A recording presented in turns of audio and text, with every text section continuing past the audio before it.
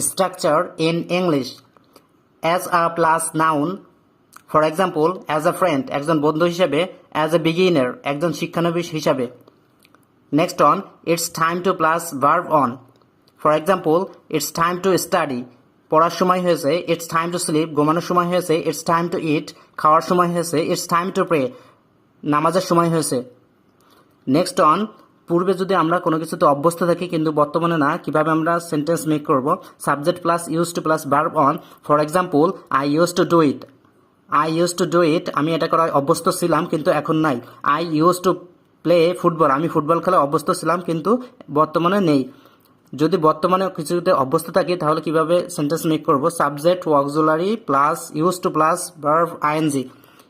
For example, I am use to playing cricket. You are use to eating food.